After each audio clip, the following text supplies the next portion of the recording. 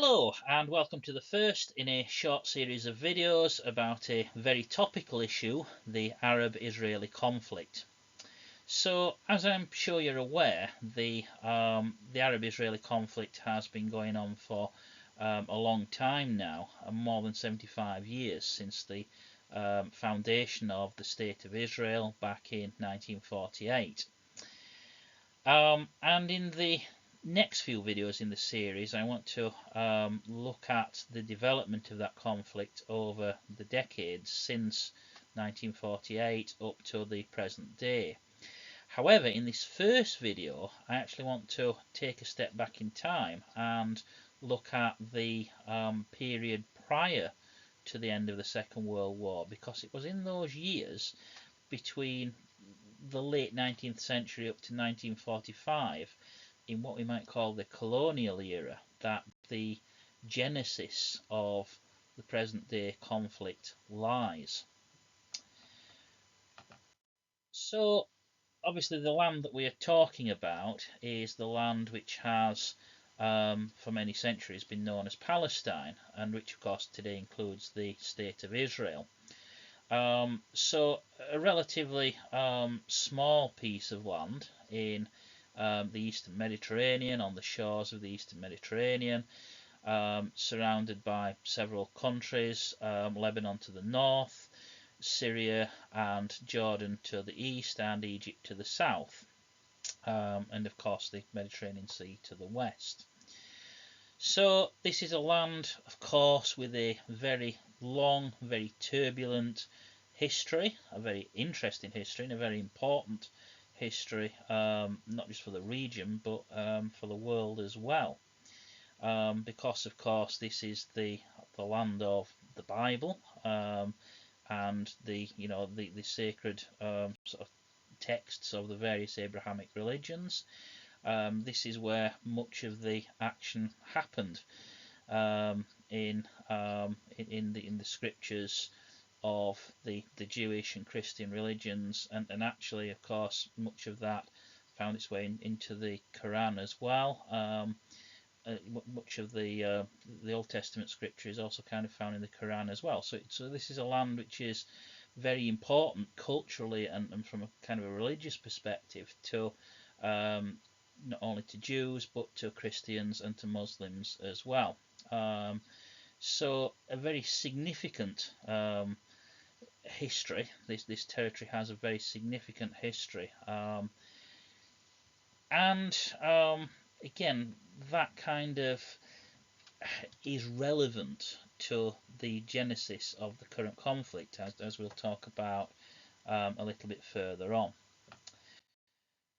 So, what is the conflict all about? Well, of course, it is a conflict between Palestinians and Israelis. It is a struggle for the control of the land which, again, we know as Palestine and also as Israel. It's a struggle for control of that land, for political control of that land, ultimately for sovereignty of that land. So the conflict can be said to have started, or the modern conflict can be said to have started with the partition, the United Nations partition plan and the creation of Israel in 1948, which we'll be talking about in the next video. Both Jews and Arabs, Israelis and Palestinians, believe that they have a claim to the land, a claim to rightful sovereignty over the land. And the reasons for that, again, are rooted in history, they are rooted in religion, they are rooted in belief systems. So, this is not a simple, kind of straightforward case study in a sense. It's something which, to really get to grips with it, requires understanding something of the religious and cultural and historical context, which kind of underpins both the Jewish and the Palestinian claims to rightful sovereignty over this territory. But of course, there are other key actors as well. The main protagonists, if you like, are the Israelis and the Palestinians, but there are other actors which have played a crucial role in this story as well.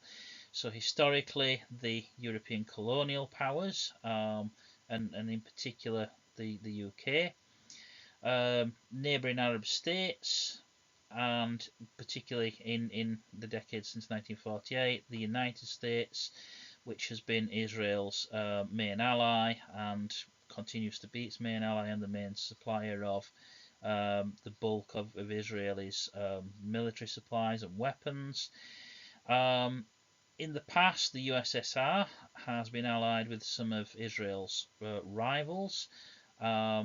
And Russia today remains an ally of Syria. Syria, along with Iran, is kind of Russia's main strategic ally in the Middle East. And the United Nations, which has been involved at various stages in the conflict, again, as we'll see in the next few videos. So, as you may be aware, the Jewish population of what is now Israel, so Israel is essentially a Jewish state. It is a state created by a Jewish movement to provide a national homeland for the Jewish people, who of course for many centuries didn't have a homeland of their own. The Jews were a diaspora, and the majority of them still are kind of scattered throughout the world. But for many centuries there was no Jewish state, and the state of Israel, of course, was created to provide such a national homeland for the Jews. So the great majority of Jews in Israel are descendants of relatively recent immigrants. Not all of them. There have been some Jews in this part of the world for millennia, but the majority of the large majority of the present-day Israeli population are either immigrants themselves, or most of them the descendants a few generations removed of relatively recent immigrants. So what's the connection? Why Palestine? Why did the Jewish people choose to seek a national homeland in Palestine? Well, of course, the answer is that historically, Palestine is seen with some historical basis. Is seen as the historical homeland of the Jewish people, their kind of place of origin. And certainly in Jewish belief, their claim to the land of Palestine comes from their descent from Abraham. So the Jews claim descent from the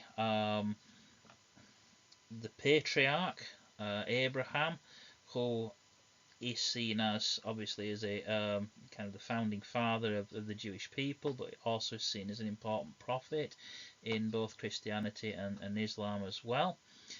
The Jews claim that, or the Jews believe, according to the Jewish holy texts, that the land of Palestine, Israel, was granted to Abraham by God himself, which is, of course, a very powerful claim and a very powerful basis for the Jewish belief in their claim to this territory. Palestine, Israel, seen as the Holy Land, which the Jews believe is theirs by divine right. However, we should also note that the Arabs also traditionally claim descent from Abraham as well. And without going into the details, it's kind of all there in the biblical story.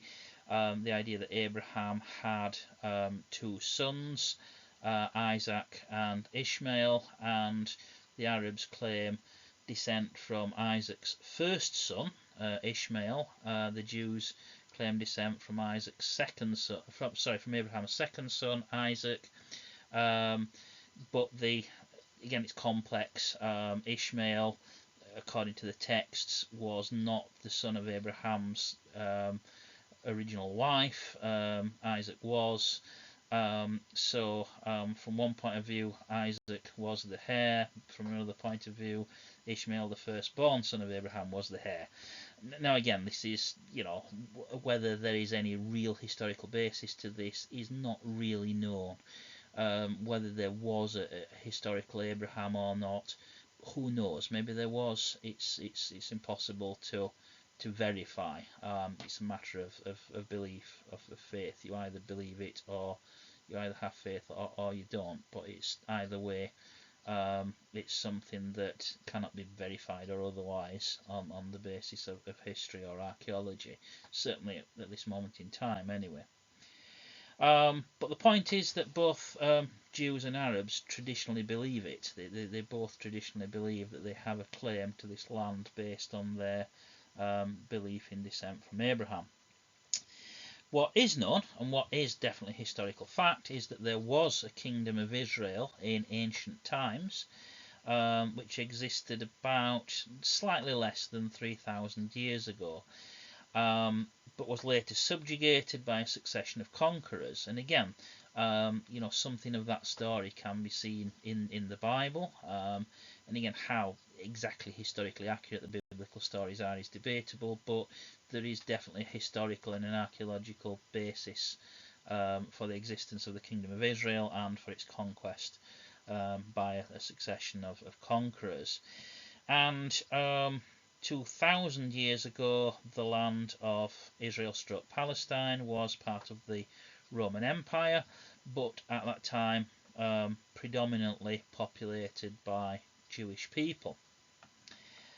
But it was a turbulent province. It was one of the provinces that the Romans had a lot of trouble with, partly because the Jews did not accept the or a large number of them. I mean, again, some more than others were willing to kind of cooperate with the Romans, but there was kind of a resistance to Roman rule, again based on the fact that Jews believed themselves to be God's chosen people.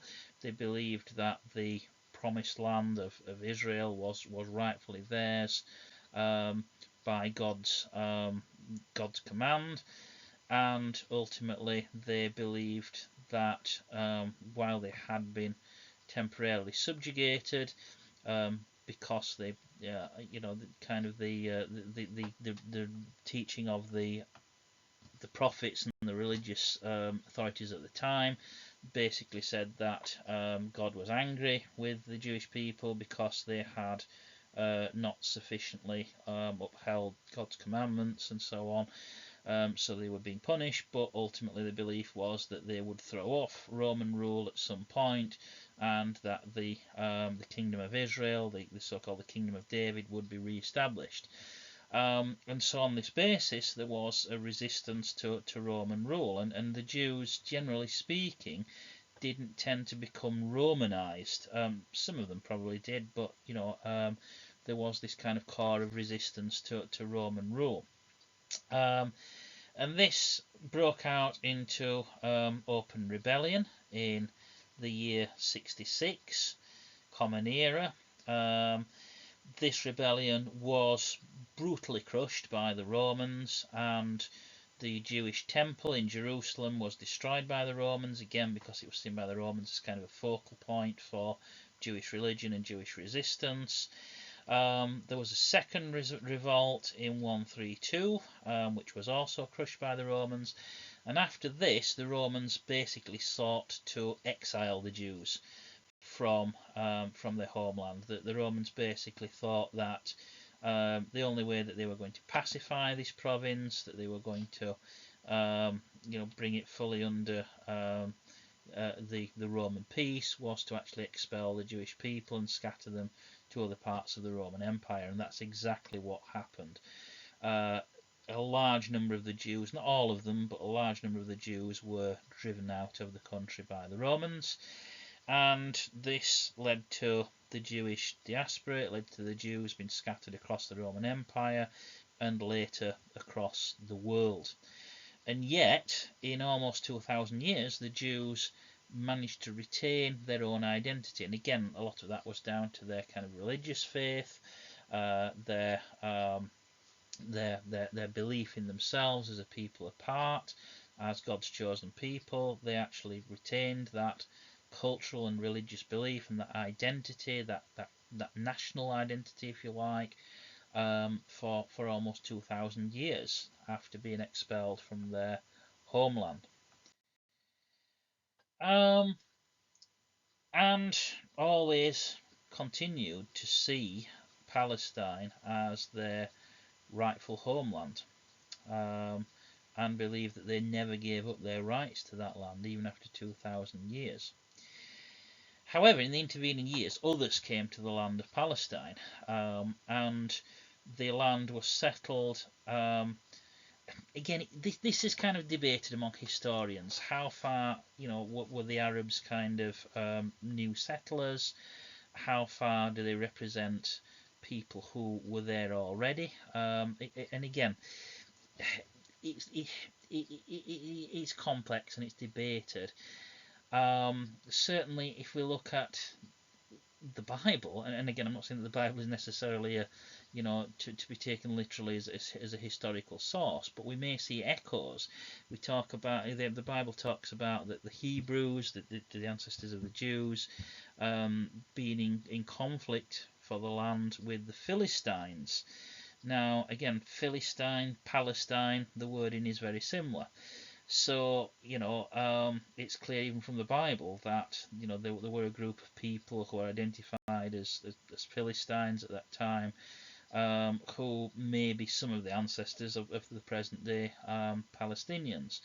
But also it's true that there was migration into the area as well, and I guess probably the two groups are kind of mixed to create the kind of modern day Arab population of Palestine. And of course, in later centuries, from the 7th century onwards, the Arabs became Muslim. So, Palestine and the city of Jerusalem in particular, of course, obviously seen as the Holy Land, as the Promised Land by Jews. It is also seen as the Holy Land by Christians as well, because of, obviously it's the land of Jesus. It's the land where Jesus lived and preached and was crucified. But also to Muslims as well. Palestine, and in particular Jerusalem, seen as holy places. Islam, of course, again shares many of the prophets of Judaism and Christianity, and many of the biblical stories set in the land of Palestine are also to be found in the Quran. Jerusalem is also the city where Prophet Muhammad is believed to have ascended into heaven. So for all of these reasons, Palestine and Jerusalem seen as a very holy place to Muslims as well, alongside Mecca and Medina.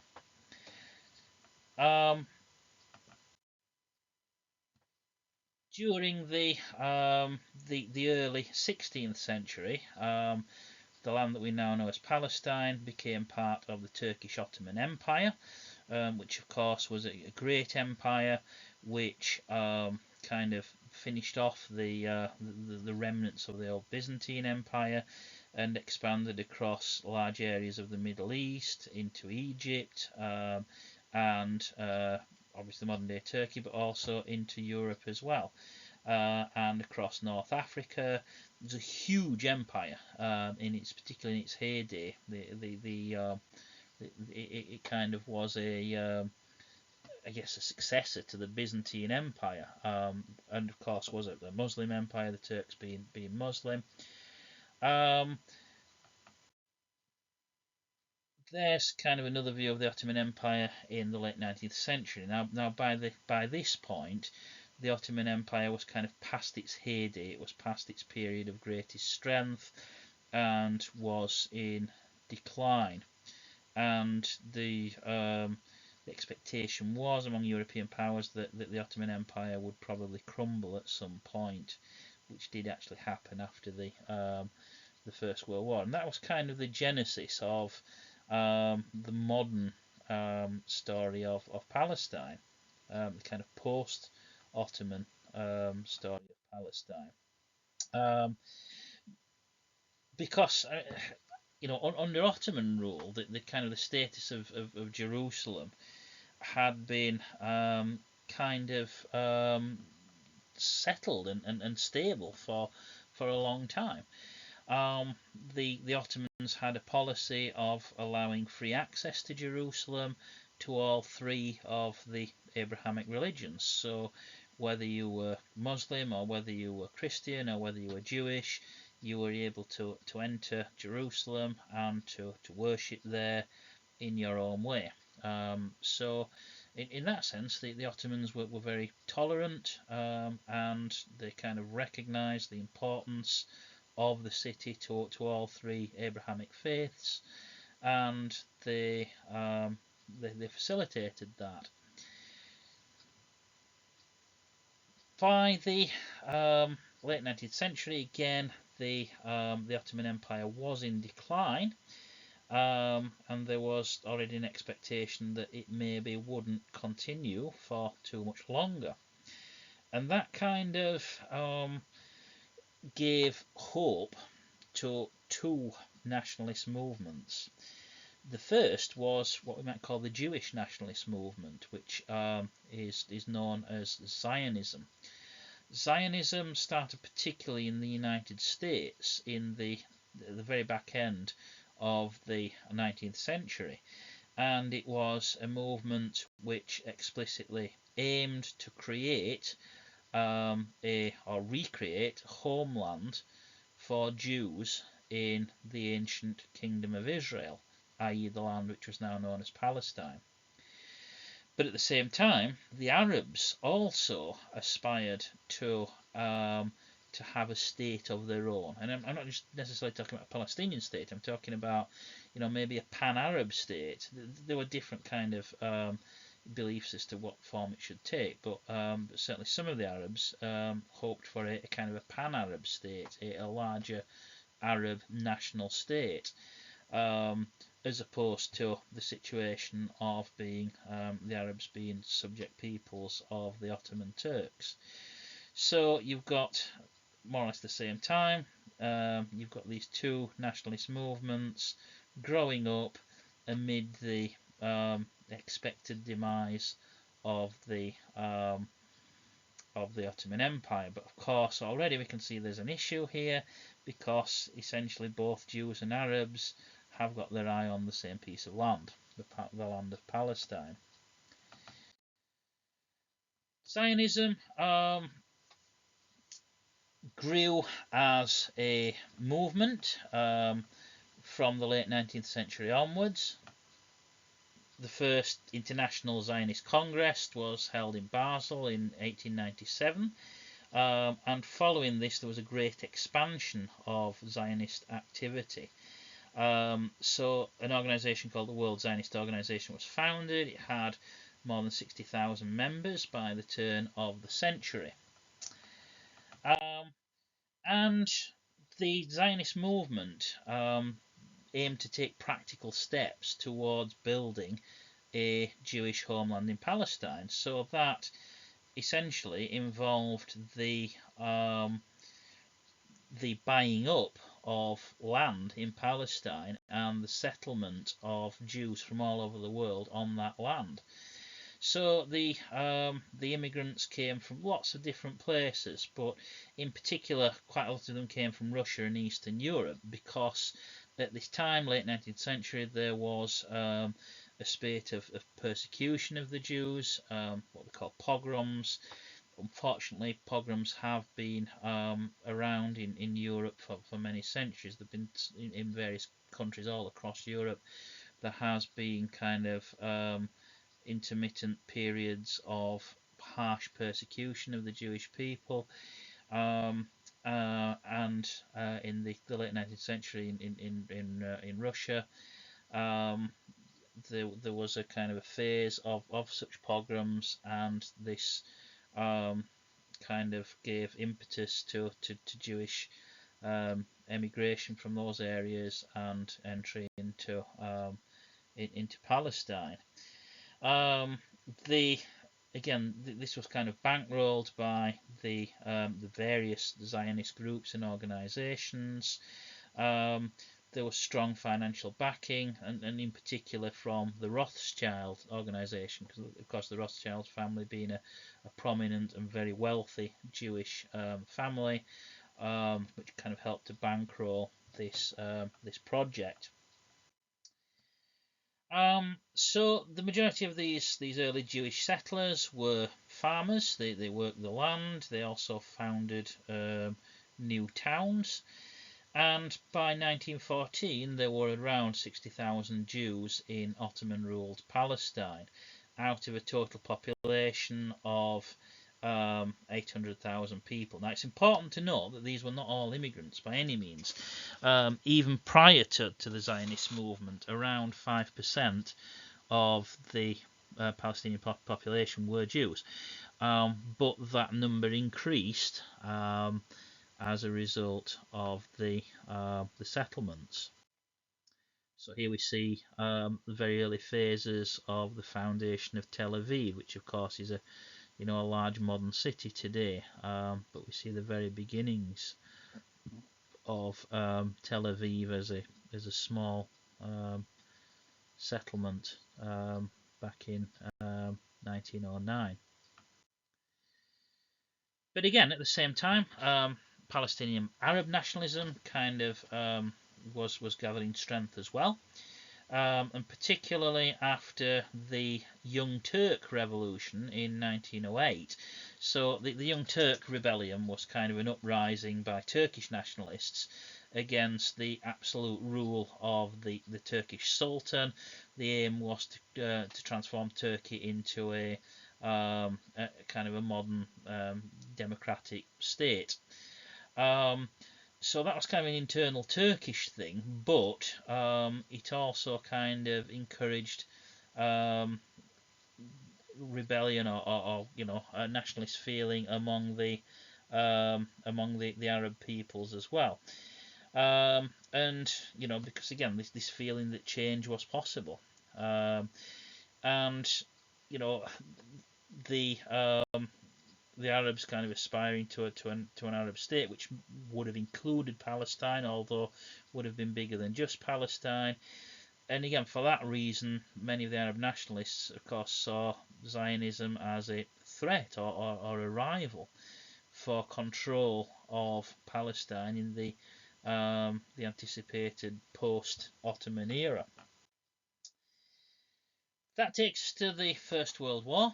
And during the First World War, of course, the Ottoman Empire sided with Germany, which meant that they were on the opposing side to Britain and France.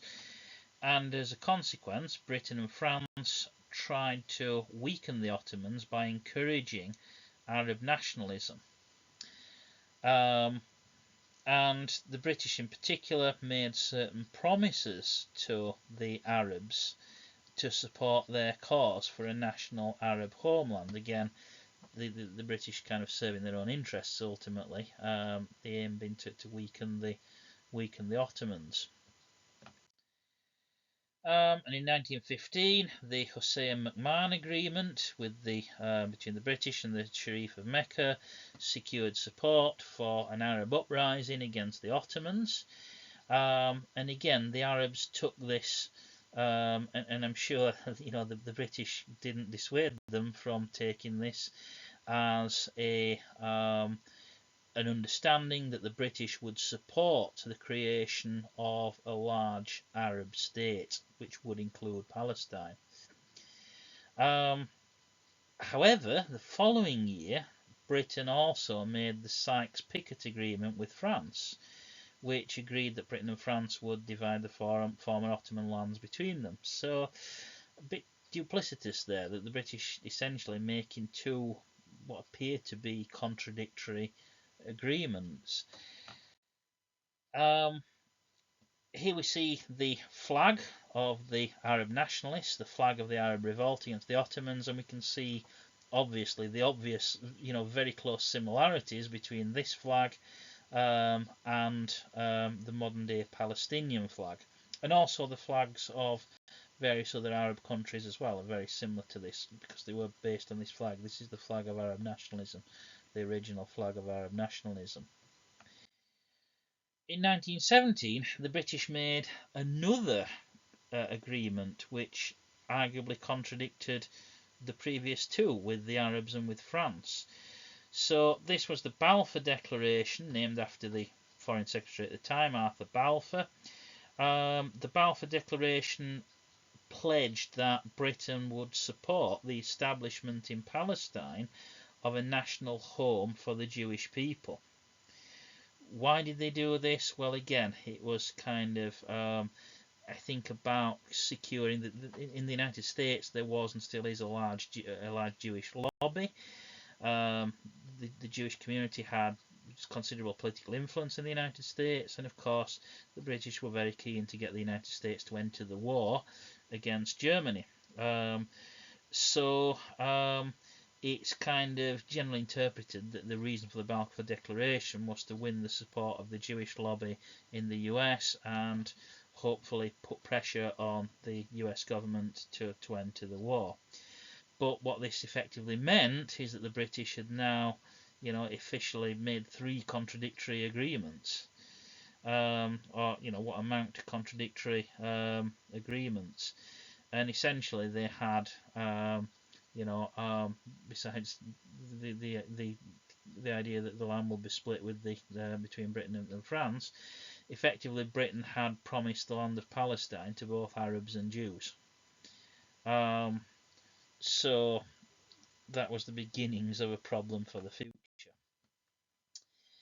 After the First World War, under the auspices of the newly founded League of Nations, Palestine became, along with what is now Jordan, Palestine, it was called Transjordan at the time, Palestine became a British mandate.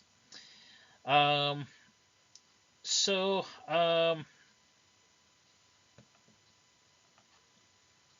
the British were now faced with the problem of how to manage the competing expectations of both Jews and Arabs with regards to the future of Palestine. So there we kind of see another kind of version of the map showing how the former Ottoman lands were divided up between the British and French, with Palestine and Transjordan becoming British, Lebanon and Syria being administered by the French. So Jewish immigration continued, and the British permitted this up to a point, although the British also tried to kind of limit Jewish immigration or to control it, to allow immigration but to regulate it and limit it to restrict the numbers coming in. So between 1919 and 1923 there was a large wave of immigration, around 40,000, mostly from Russia, following the Russian Revolution and the subsequent Civil War, which led to further persecution and pogroms against the Jews. And another 80,000 arrived over the course of the rest of the 1920s. Again, a lot of them came from Eastern Europe and Russia, but others came from Yemen and Iraq. And in the 1930s, and particularly after 1933, for pretty obvious reasons, there was a much larger wave of Jewish immigration. And again, a large number of these people were fleeing from persecution now in Germany, which of course was under the Nazi regime after 1933. So something like 300,000 Jews entering Palestine between 1929 and 1939. In 1936, there was an uprising of Palestinian Arabs against this policy of allowing the Jews to settle in large numbers. Again, perhaps understandably, the Palestinian Arabs felt aggrieved that the land which they saw as theirs, and certainly where they had lived for many centuries, they felt that they were kind of starting to be usurped, they were starting to be pushed off the land by this large wave of Jewish settlement. Perhaps understandably, they were not happy about that, and this led to a very significant uprising. This included attacks on Jewish settler communities. In response, the Jewish settlers organized themselves into militias. Again, these were kind of underground movements. They weren't technically legal, but they were effective. The Jews created these militia groups, and in particular an organisation called the Haganah, which was basically an armed defence force to protect the settler communities against these attacks. Now, the British suppressed the Arab revolt by force, but at the same time tried to head off any further trouble by promising that future Jewish immigration would be limited to no more than 75,000 people in total, and no more than 15,000 in any one year. So the British essentially saying we will put a cap on future Jewish immigration. But of course, the Jews saw this, or a large number of them, a large number of Zionists saw this as a direct betrayal of the promise that the British had made in the Balfour Declaration, and basically resolved to defy this and organise immigration with or without the consent of the British. And also some of the Jewish militias organised attacks against the British authorities as well. So now the British have basically got problems, potentially armed resistance from both Jews and Arabs. However, it has to be said that this was kind of, more on the fringes, and the mainstream of the Zionist movement still hoped to kind of bring the British on side and persuade them through peaceful means to lift the restrictions on immigration. So immigration steadily continued throughout the period 1922 to 1939. Those are kind of the main areas of settlement, Jewish settlement, the areas marked in grey on the map, up to 1939. In the Second World War, some of the Arabs saw or hoped that the Axis would actually win, because they believed this is maybe a way of getting rid of the British if the British were defeated. But other Arabs supported the British in the war, and so did many of the Jews. And a Palestine regiment was actually formed, which consisted of both Jewish and Arab soldiers, which operated as part of the British Army in the Second World War. From 1944 there was a separate Jewish brigade as well. But in those years, and despite the Holocaust, although the full extent of the Holocaust wasn't really known by the West until 1945, the kind of full horrors of the Holocaust were only really revealed with the liberation of the camps in 44-45. But in the period up to 45, the immigration quota was maintained. So that's the context of the historical context to what happened next, the partition of Palestine and the creation of the State of Israel in 1948. So the next few videos will first of all look at that process, how Israel came to be, and how the first phases of the Arab-Israeli conflict, or the first kind of post-war phases, really unfolded from 1948 onwards. And then in later videos we'll look at the more recent developments. So I hope this first video has been useful. I hope it's kind of helped to explain the kind of almost the prehistory of the conflict, if you like, the genesis of the issues that led to the conflict as it developed in the second half of the 20th century and up to the present day, and help to kind of give you an insight into the kind of colonial dimension of the conflict, the role of colonialism in the genesis of what is one of the most long-running and intractable conflicts in the contemporary world.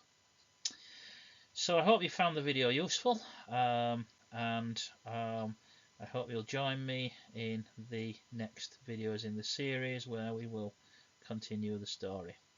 Thanks very much.